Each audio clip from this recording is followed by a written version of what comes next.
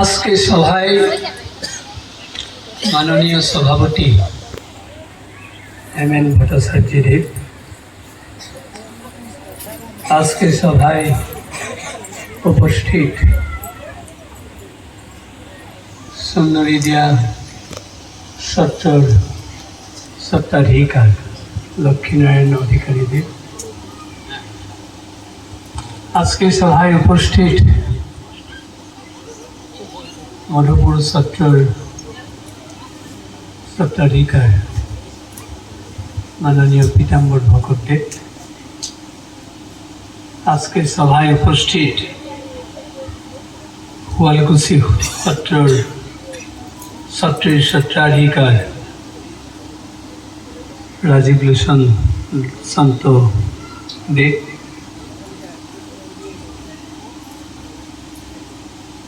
বিভিন্ন সত্রের থেকে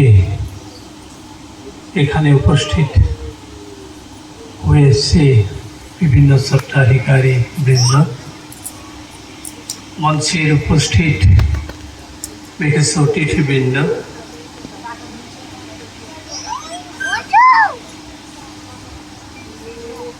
আমার সম্মুখে উপস্থিত ভক্তবৃন্দ, আমি সবাইকে প্রণাম জানাচ্ছি।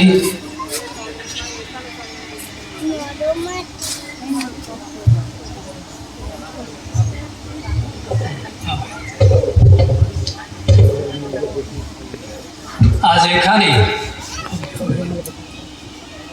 উপস্থিত হয়ে আমি গর্বিত,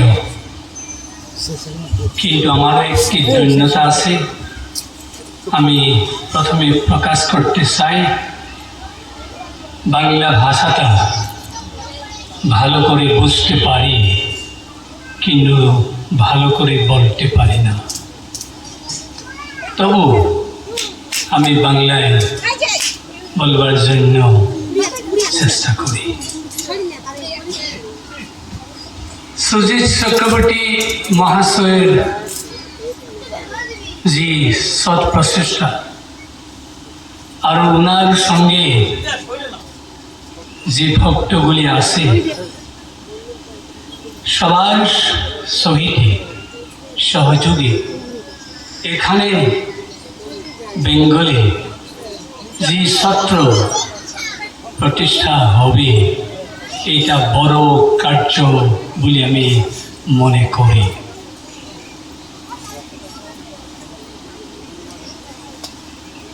সত্র ওনাকে বলে, যেখানে সৎ কথা, সৎ ভাবনা, সৎ চিন্তা, সৎ আলাপ, সৎ সঙ্গ থাকে, ওনাকে বলে সত্র।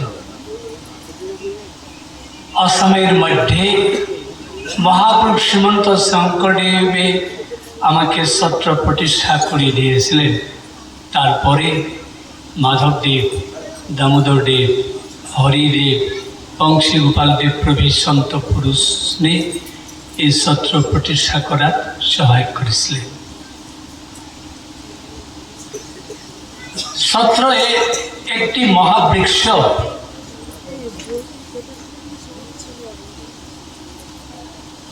বৃক্ষ থেকে ফল নিগলিত হয়, ফুল নিগলিত হয়, বৃক্ষে অনেকে ছায়া দিতে পারে। সত্র এইরকম একটি মহাবৃক্ষ, মহামহী রূপ। এই সত্র থেকে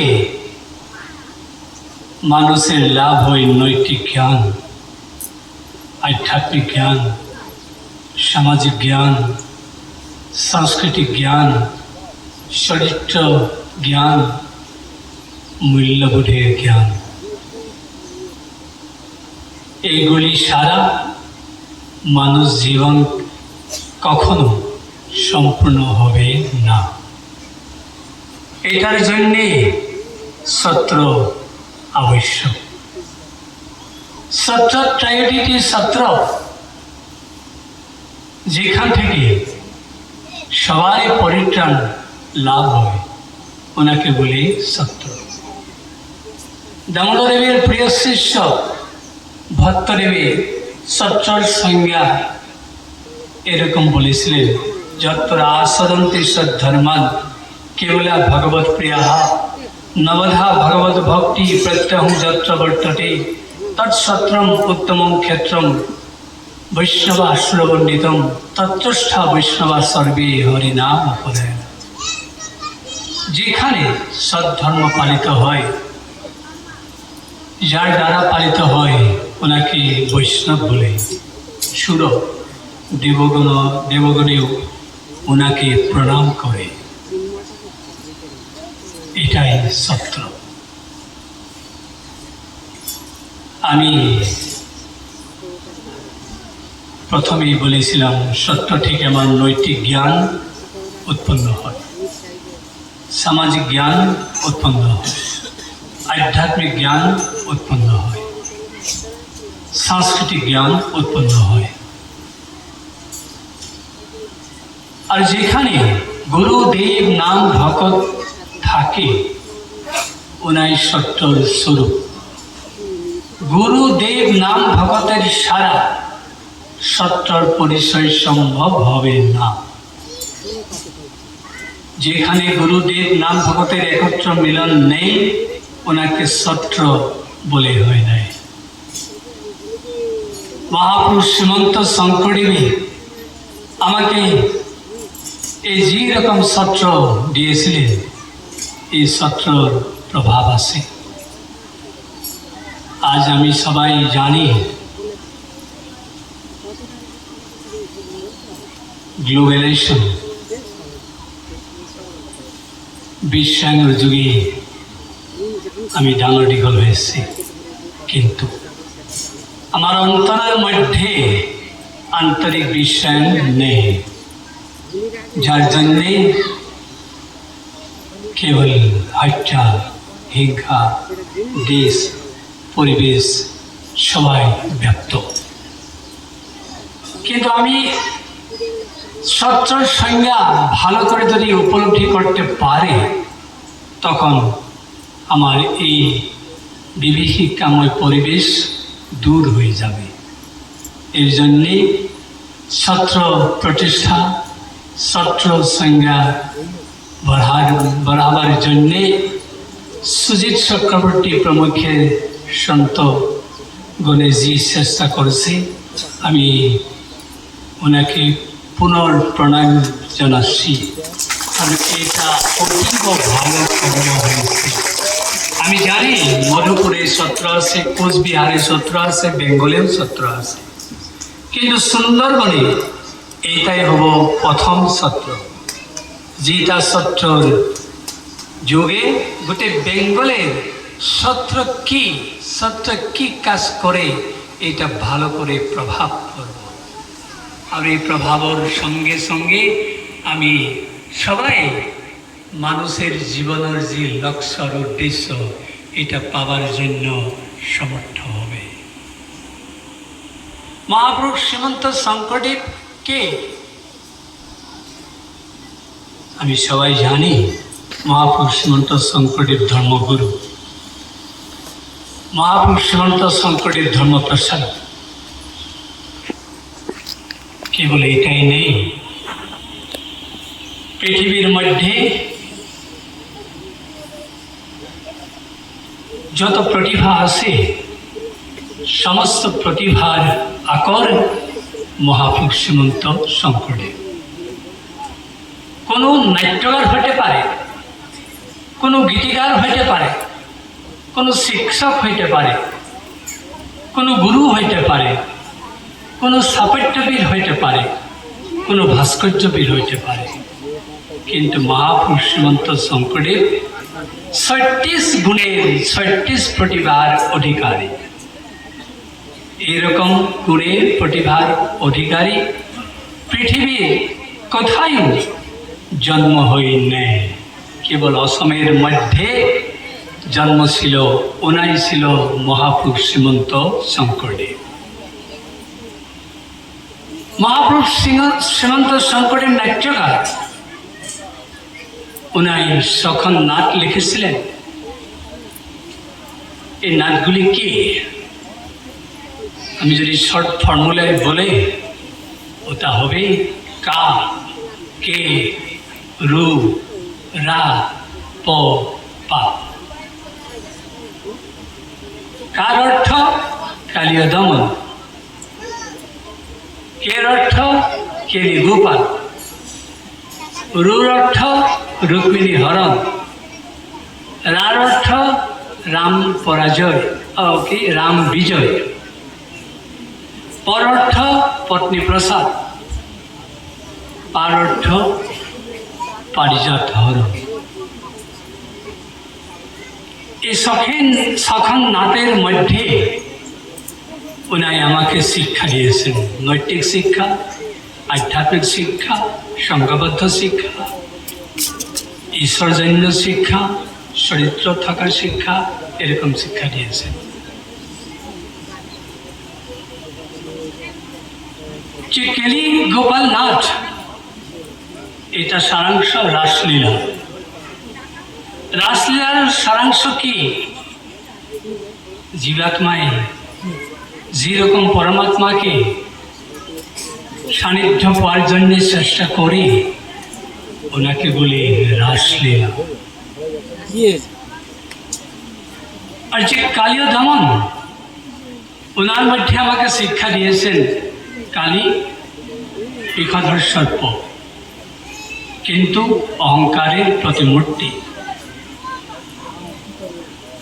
সাধুজনকে বিষ দান করি, ওনাকে হারাসৃষ্টি করা ওনার স্বভাব।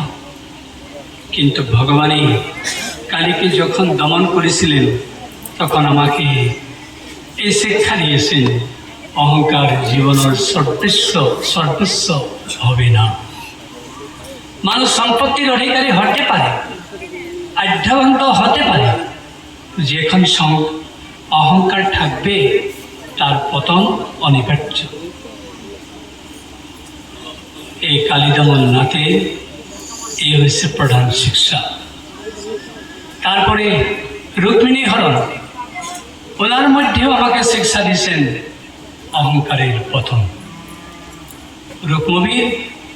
রুক্মিণীর জ্যেষ্ঠ ভাতৃ, কিন্তু ওনাই গুরু গোসাইকে মানতে না, যার জন্যে ওনার পতন হয়েছিল। কিন্তু তার বিপরীতে রুক্মিণী দেবী অতি হাট্টিকি আধ্যাত্মিকী স্বভাবের নারী, যার ভাবে রুক্মিণী দেবী ভগবান কৃষ্ণকে লাভ করতে সহজ হয়েছিলেন। এটা আমাদের প্রধান শিক্ষা। তারপরে রাম বিজয়, এই নাট থেকেও আমি শিক্ষা পেয়েছেন। কি শিক্ষা? যে গুরু ছাড়া কোনো শিষ্য শক্তিমন্ত হইতে পারে না। বিশ্বামিত্র রামের অষ্টবিদ্যার শিক্ষা গুরু,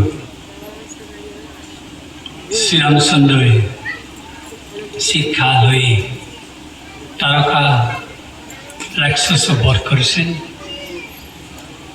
পরশুরামকে পরাস্ত করেছেন। অতি শক্তিশালী বীর্যবান বীর। ওনার জন্যে এই নাটের নাম রাম বিজয়। এই শিক্ষা দিয়েছেন, যখন গুরু মানবে তখন অসম্ভব কার্যকে সম্ভব করতে পারবে। তারপরে পারিজাত হরণ, শশী রুক্মিণীর মধ্যে যে জাগরা ছিল, এটাই কারণ পারিজাত দ্রব্য। ওনার মধ্যে আমাকে শিক্ষা দিয়েছিলেন, যখন মানুষ সম্পর্কে অধিক অভিলাষী হবেন তখন তার পতন হবে। পারিজাত হরণের মধ্যে এই শিক্ষা আমি লাভ করছি। আর যে পত্নী প্রসাদ, তার মধ্যে আমাকে দিয়েছেন প্রসাদের মহত্ব, নির্মালীর মহত্ব। এরকম আমি শঙ্করদেবের নাথের মধ্যে শিক্ষা লাভ করে, যেটা আমার মানব সমাজ পরিচালিত করার জন্যে অন্যতম শিক্ষা। উনি গীত লিখেছিলেন। কি গীত লিখেছিলেন? বরগীত। ভতিমা তুতয় সফয়। যেখানে বড় ভাবনা থাকে, বড় চিন্তা থাকে, বড় কথা থাকে, ওনাকে বলে বরগীত। আর ওনাই যে ভটিমা লিখেছিলেন, এই ভটিমার ভাগ ছিল গুরু ভতিমা, দেব ভতিমা, নাথ ভতিমা, মুক্তিমঙ্গল ভটিমা। ওনার সহিতে এক নাথ ভাবনা সৃষ্টি হতে পারে। মহাপুরুষ শ্রীমন্ত শঙ্কর দেবেনে আমাকে যে নাথ দিয়েছিলেন, ওনাকে ভাবনা বলা হয়। ভাবনার যুগেরই আমরা পরিশীলিত জীবন লাভ করতে পারি। ভাবনা কেবল মনোরঞ্জনের আহিলা নাই, ভাবনা আমার প্রকৃত শিক্ষার সম্পদ। এরকম মহাপুরুষ শ্রীমন্ত শঙ্কর দেবী আমাকে নামঘর প্রতিষ্ঠা করে দিয়েছিলেন, সত্র প্রতিষ্ঠা করে দিয়েছিলেন, যেখানে সমাহিতভাবে সব লোক এক হোকার নাম কীর্তন করে, ওনাকে নামঘর বলে। আর আমি বলেছেন, যেখানে গুরুদেব নাম ভক্ত থাকে, আধ্যাত্মিক চিন্তা সরষিত হয়, ভগবানের গুণগান কথানো হয়, ওনাকে সত্র বলে। সত্রর নামঘর আমাদের অসমীয়া সমাজের ধর্ম আদালত। দুজনের মধ্যে যখন ঝগড়া লাগবে, তখন ওনার নিষ্পত্তি করার জন্যে নামঘরে বিশাল সভা অনুষ্ঠিত হয়। যার মধ্যে দোষ পাওয়া যায়, ওনাকে বলে, তুমি এখন কিছু করবে না, একটা বতাতে সরাইতে গোয়াপানের জুড়ি রাখি, তুমি ভক্তর সামনে সেবা করা। সেবা করার পরে ওনার অন্তরের মধ্যে এরকম এক অনুসৃষ্ট ভাব আহে, ভবিষ্যতে তেমন কাজ ওনার করতে পারে না। কিন্তু এরকম একজন দোষী ব্যক্তিকে যদি জেলে রাখা হয়, 10 বছর জেলের অবখানে ওনায় কি করে? 10 বছরের জেলের অন্তে ওনায় যখন মুক্ত হয়ে যায়, তখন ওনায় ভাবে, যার জন্যে আমি জেলে আসলাম, ওনাকে একটা শাস্তি দিলেই আমার মনে সন্তোষ পাব। অর্থাৎ জেলে থাকার পরেও, 10 বছর পরেও ওনার অন্তরের মধ্যে অনুশোচনা আসে না। কিন্তু আমার নামঘরে একটা গোয়াপান দিয়ে তৎক্ষণাৎ এই অনুশোচনা আসতে পারে। এর জন্যে নামঘর আমাদের ধর্ম আদালত। অসমের নামঘর নিম্ন আদালত, সত্র উচ্চ আদালত। এই আদালতের মধ্যে আমার বিশাল নিষ্পত্তি হয়। আর এই কারণে আমি বলি, এরকম ধর্ম আদালত ছাড়া আমি কখনো হৃদয়ে শান্তি পাবে না, আমার ঝগড়া নিষ্পত্তি হবে না।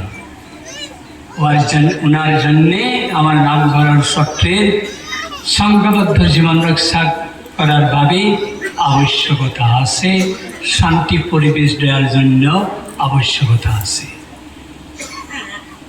নাম ধরে যে লোকে নাম কীর্তন করে ওনাকে কে বলে? ভকত, বৈষ্ণব।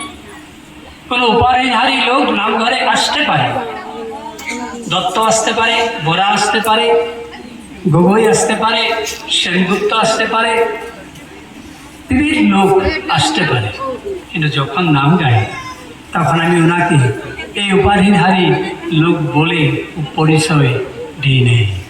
আমি কি বলি পরিচয় দেই? ভকত। অর্থাৎ আমাদের যে স্বকীয় পরিচয় আছে এটা লোপ করে সামাজিক সত্তার পরিচয় দিয়া যে সংজ্ঞা, এই ভকত সংজ্ঞার মধ্যে আমি সংঘবদ্ধ শিক্ষা লাভ করতে পারি। এই আমার সামাজিক শিক্ষা। এই জন্যে আজ বিশ্বায়নের যুগে, প্রতিপত্তিশীল যুগে আমি আধ্যাবন্ত হতে পারি, কিন্তু নামঘর, সত্র, মন্দির সারা আমি আধ্যাবন্ত হবে না পারি। আমাকে শক্তিমন্ত হবার জন্য নামঘর, মন্দির, সত্র লাগবে। আপনাদের সবাই এই কথা জানে? ল্যাপটপ, ডেস্কটপ, ট্যাবলেট, পেনড্রাইভ আমি সঙ্গে লই পৃথিবীর সকল মানুষের মধ্যে ভাব আদান প্রদান করে। কিন্তু এটা আন্তরিক বিশ্বাস নেই, এটা বাহ্যিক বিশ্বাস। কিন্তু আমার মহাপুরুষ শঙ্করদেব যখন নামঘরের ডবা স্থাপন করেছিলেন, খোল, মৃদঙ্গ স্থাপন করেছিলেন, তাল স্থাপন করেছিলেন, তখন আমাকে বিশ্বায়নের পরিবেশ দিয়েছে। কেমন দেখুন, ডবাটা যখন বজায় দেন, খোলটা বজায় দেন, তালটা বাজে উঠে, তখন গ্রামের লোক, অঞ্চলের লোকের মধ্যে এটা জানকারি আহে যে আমি নামঘরে যাইতে লাগে, ওখানে কিছু ভগবানের কাজ হয়েছে। এইটাই তো আন্তরিক বিশ্বায়নের মাধ্যম। এরকম আমি আধ্যাত্মিকভাবে বিশ্বায়ন করতে পারে মহাপুরুষ শ্রীমন্ত শঙ্করদেবের আদর্শ নেই।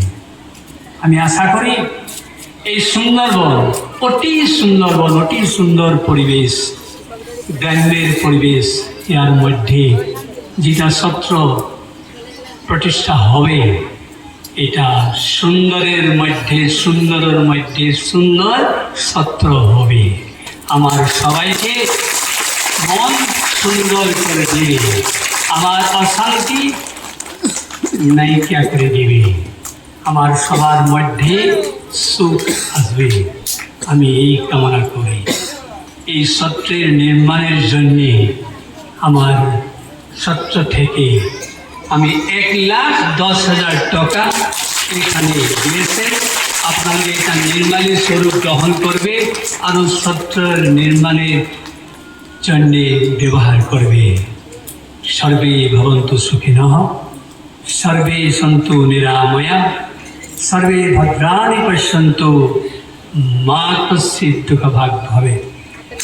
এই শব্দ প্রকাশ করে আমার বক্তব্য আমি সমাপ্ত করি।